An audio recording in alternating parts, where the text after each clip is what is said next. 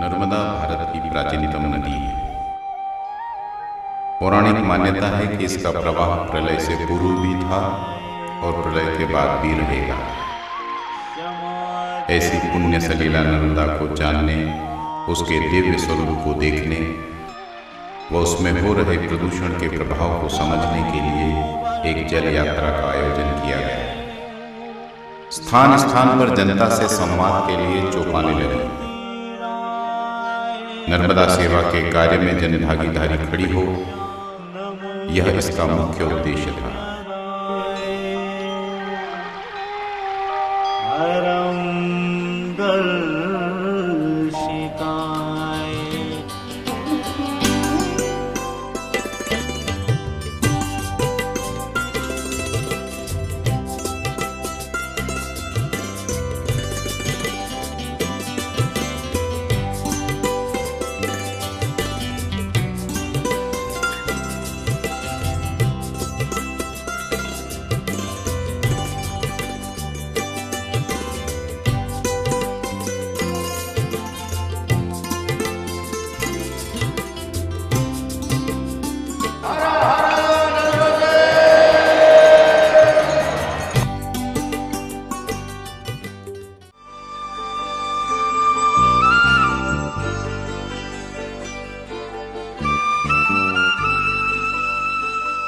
भारत की 7 पवित्र नदियों में नर्मदा की अपनी प्रतिष्ठा है। नर्मदा में पानी का स्रोत, उसके जल ग्रहण क्षेत्र के वे पहाड़ और जंगल हैं जो इस नदी के दोनों तटों पर स्थित हैं। नर्मदा का उद्गम अमरकंटक बहुमूल्य वनस्पतियों और वनों से आच्छादित है। नर्मदा किनारे के जंगल और पहाड़ पानी का संचय सदियों से करते चले आ रहे हैं। यह नर्मदा का जल एकत्रित करने का अपना विशिष्ट तंत्र है। वर्षा का जल वनों से भूमि में चला जाता है। यही पानी नर्मदा की धारा को सदा नीरा बनाए रखता है। सतपुड़ा और विंध्याचल ऐसे 2 भाइयों के कंधों पर चलकर यह अमरकंटक से भृगुकच्छ तक की यात्रा को पूरा करती है। नर्मदा में मिलने वाली 41 नदियों में से 39 मध्य प्रदेश में मिलती है। प्रमुख 19 नदियों में से 8 उत्तर तट और 11 दक्षिण तट पर मिलती हैं। उत्तर और दक्षिण का औसतन 100 किलोमीटर क्षेत्र नर्मदा और उसकी सहायक नदियों का जल ग्रहण क्षेत्र है। पुण्य सलीला नर्मदा मध्य प्रदेश के अमरकंटक से गुजरात के भरूच तक 1312 किलोमीटर की यात्रा करती है, जिसमें 1077 किलोमीटर वह मध्य प्रदेश में बहती है। इस नदी के कछारों में कुल 108 लाख एकड़ खेती की जमीन है, जिसमें 144 लाख एकड़ जमीन मध्य प्रदेश में फैली है, जिसको देखने से ही कल्याण हो। ऐसी पुण्य सलीला नर्मदा के साथ बहने और चलने का आनंद क्या है, इसको व्यक्त करना कठिन है। 1 वर्ष पूर्व वायुयान से 1312 किलोमीटर लंबी उसकी धारा के उत्तर और दक्षिणी किनारों पर उड़ान भरी। नर्मदा के जलग्रहण क्षेत्र का नेत्रांकन और उसे अंदर से अनुभव करने की वह एक कोशिश थी। सफलता कितनी मिली इसका उत्तर तो है, लेकिन वह संतोषजनक नहीं है। मन के प्रश्नों का यूं भी बुद्धि के पास कोई उत्तर नहीं होता। अमरकंटक से अमरकंटक तक की उड़ान पूरी करते समय ही जल मार्ग से दोनों किनारों को देखना और निकट रहने वाले समाज से संवाद करना, ऐसा निश्चय किया था। 1 वर्ष बाद उस इच्छा को पूर्ण करने की घड़ी आ गई। हम सब दल बल सहित मेकल सुता के जन्म स्थान अमरकंटक पहुंच गए।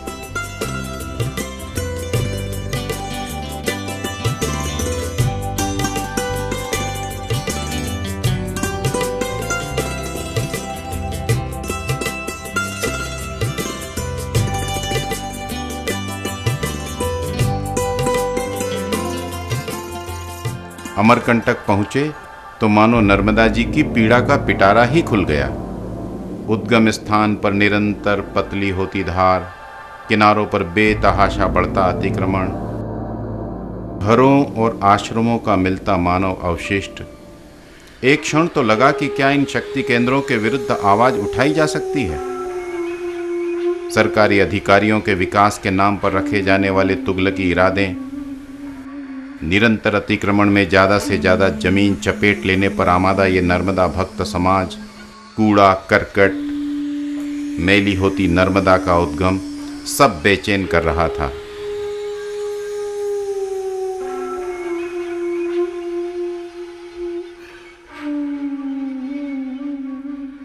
यात्रा एक मूल ध्येय वाक्य को लेकर के चल रही है कि नर्मदा जी में पानी बढ़ाओ और नर्मदा जी के अंदर प्रदूषण घटाओ। हम चाहते हैं कि नर्मदा जी के अंदर जो पानी के प्रदूषण को लेकर के उसके विविध पक्ष हैं, उन सब पक्षों की ओर समाज का ध्यान जाए और व्यक्ति, समाज और सरकार तीनों मिलकर के इस व्यवस्था को देखे और इस बात को सुनिश्चित करे कि हम पानी को बढ़ाने में और प्रदूषण को घटाने में सफल रहें।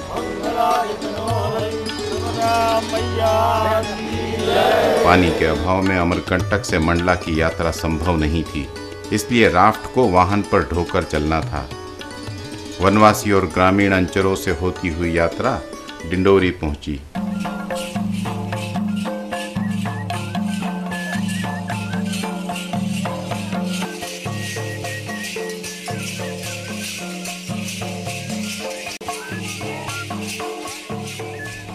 यहाँ का दृश्य अमरकंटक से भी ज्यादा खराब था। साक्षात 6 नाले नर्मदा जी में मिलाए जा रहे थे।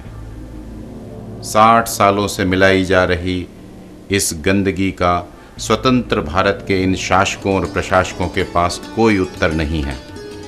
यहाँ चौपाल लगी, चर्चा हुई, भारी मन से चौपाल पूरी कर हम यात्रा को आगे बढ़ा ले गए। मंडला के नागरिकों ने हमें बताया कि मल मूत्र गंदगी से भरे हुए 16 नाले यहाँ भी नर्मदा जी में मिलाए जा रहे हैं। यहाँ की स्थिति डिंडोरी से भी ज़्यादा खराब थी। ये कोई राजनीतिक सभा नहीं है। नर्मदा जी के संबंध में जो उसकी वर्तमान अवस्था है उसको केवल दर्पण दिखा रहा हूँ। ये जो कार्यक्रम है यह विचार विनिमय का कार्यक्रम है, इसलिए इसका नाम रखा गया है चौपाल। यह यात्रा समस्या को खोजने और निदान को प्राप्त करने की यात्रा है। यह पूरी यात्रा सांस्कृतिक है, यह पूरी यात्रा सामाजिक है, यह पूरी यात्रा उसके उस कष्ट और सरोकार से है जो आपका पैर दब जाने के बाद आपके पूरे शरीर को यात्रा होती है। मंडला से जल यात्रा प्रारंभ होने वाली है, इसका रोमांच अनुभव हो रहा था।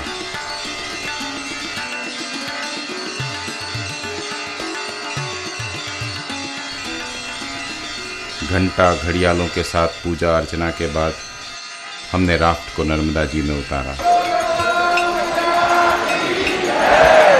पहला कदम ही भारी पड़ा। राफ्ट चट्टानों में फंसने लगी। अवरोधों से बचते हम आगे बढ़े। पहले दिन ही भगवान ने हमारी परीक्षा ले ली। पहले पड़ाव तक की यात्रा कठिनाइयों से भरी रही। सावधानी रख कर के चलने से यात्रा की गति कम रही। अगले पड़ाव चिरई डोंगरी पहुंचते पहुंचते रात हो गई। इंतजार करते गांव वालों के साथ बैठकर चौपाल प्रारंभ हुई। यह वास्तव में असली चौपाल थी। छोटा सा गांव, थोड़े से लोग, चारों तरफ पसरा अंधेरा और अंधेरे को चीरता पेट्रोमैक्स का प्रकाश। हृदय की गहराई से आते विचार, खूब चर्चा हुई। दूसरे दिन यात्रा शुरू हुई।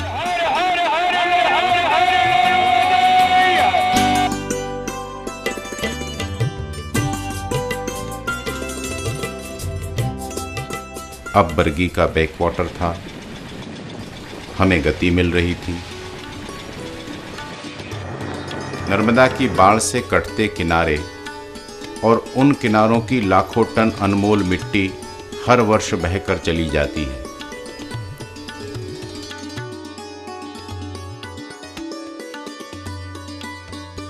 ग्वारी घाट पर महकती चौपाल पूरी कर हम आगे बढ़ गए। भेड़ाघाट में रात्रि विश्राम किया। सुबह आगे की यात्रा की हम तैयारी कर ही रहे थे कि स्थानीय मछुआरों और नाविकों ने हमारे साथ आगे आगे चलने का आग्रह किया। हमने भी उनके आग्रह को स्वीकारा। उनके उत्साह में वृद्धि हो और वे इस आंदोलन से जुड़ें, इस आशा से उन्हें आगे कर यात्रा प्रारंभ की। विचित्र बात यह है कि स्वतंत्र भारत में आज तक हमारी जीवनदायिनी नर्मदा की ठीक से लंबाई, चौड़ाई और गहराई नापने का कोई उपक्रम नहीं हुआ है। भेड़ाघाट से बरमान की दूरी हम खोजते रह गए, लेकिन सही दूरी नहीं मिल पाई। इसी का नतीजा रहा कि चिलमिलाती धूप में कभी गति को कम, कभी ज्यादा करते हुए हम चिल्की तक की यात्रा पूरी कर सके। छोटे धुआंधार से बसते हम बरमान आ गए। बरमान एक मनोरम और भव्य पौराणिक स्थान है। नर्मदा के बीचों बीच एक बड़ा सा टापू है। यहाँ नर्मदा जी दो धाराओं में बढ़ जाती है। रेत माफियाओं का नर्मदा के संसार में ताकतवर स्थान है। राजनीतिक व प्रशासनिक प्रश्रय से नर्मदा की रेत का अवैध खनन वे स्थान स्थान पर करते रहते हैं। घाट पर विदा करने आए साथियों को अभिवादन कर हम धीरे धीरे उनकी नज़र से और वे हमारी नज़र से ओझल होने लगे। सुबह का समय था, खुशनुमा वातावरण, सब तरफ शांति थी। तभी हमारा ध्यान किनारे से आते पक्षियों की आवाज़ ने खींचा। हमने देखा कि किनारे पर कई तरह के पक्षियों के समूह अटखेलियां कर रहे थे। वे निर्भीक हैं।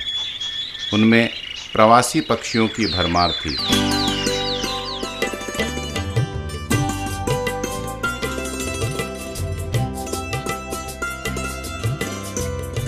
आगे 50-60 किलोमीटर तक उनका और हमारा साथ बना रहा। चिलमिलाती दोपहर में उदयपुरा व आसपास के ग्रामवासी चौपाल में बहुत देर से हमारा इंतजार कर रहे थे। उन्होंने चौपाल में उत्साह से भाग लिया। मई जून की गर्मी और राफ्ट की थकान शाम तक हमारी पूरी ऊर्जा को खा जाती थी। राफ्ट में बैठना और दौड़ते हुए घोड़े की पीठ पर बैठना समान अनुभूति देता है। फिर राफ्ट में आगे बैठे हुए दोनों सदस्यों पर दिन भर एक अतिरिक्त काम की जवाबदारी रहती है। वे बार बार पानी में डंडी डालकर उसकी गहराई नापते रहते हैं और आंखें फाड़ फाड़ कर सामने आने वाली चट्टानों को समय रहते देख लेने की कोशिश भी करते हैं। नर्मदा जी में चट्टानों का अस्तित्व असामान्य है। अचानक चट्टान 6 इंच गहरे पानी में होती है तो ठीक उसके बाद कई 100 फीट गहरा पानी हो जाता है। किनारों पर पत्थरों और चट्टानों की विविधता का नर्मदा के अस्तित्व में विशिष्ट स्थान है।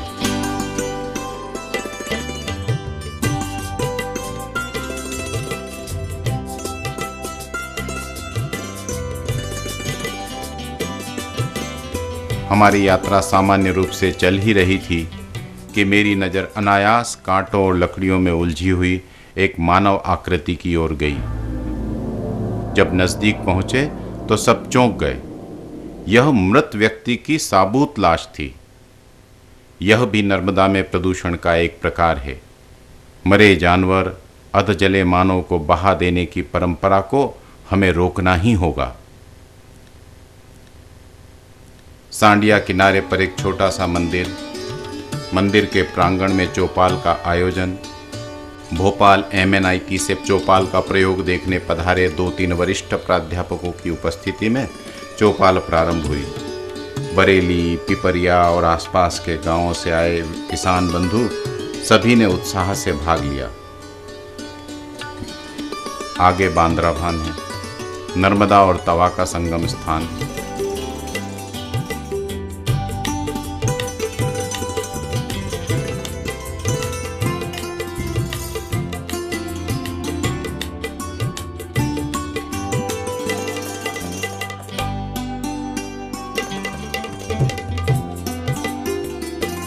हम शाम होने तक होशंगाबाद पहुंच गए।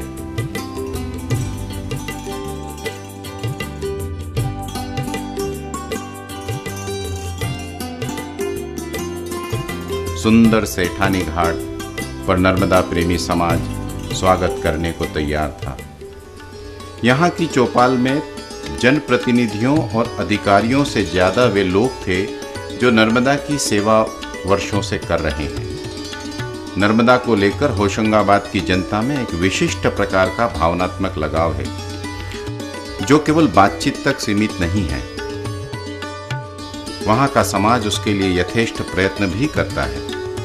अमरकंटक की हम इतनी बात करते हैं, अमरकंटक की जो दुर्गति हो गई है वो देखने के यानी दुख होता है देखने के बाद में। तो मंडला जिले के अंदर 5200 टन यूरिया खेतों में एक साल में डाला गया, और वो एक साल में डला हुआ यूरिया अगर उसका 25% भी बह करके कहाँ जाएगा? एक साल डाला, 2 साल डाला, 3 साल डाला, बाद में क्या होगा? एक सैचुरेशन पॉइंट आएगा और उसके बाद में वो पानी के साथ बह करके सहायक नदी में आएगा, सहायक नदी के नर्मदा।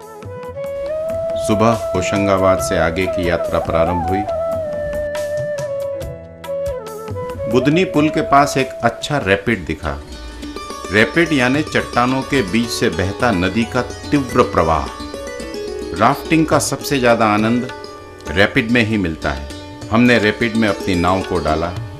वह तेज गति से उछाले मारती हुई उसे पार कर गई। रैपिड में चूक का मतलब है आप नीचे, राफ्ट ऊपर, और असावधानी रही तो आप बाहर भी।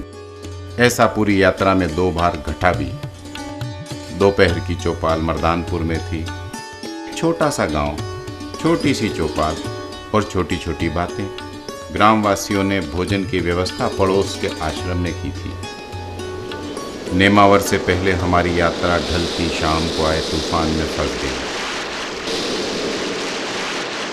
बवंडर और तेज उठती प्रचंड लहरों से बाल बाल बसते हम नेमावर पहुंचे।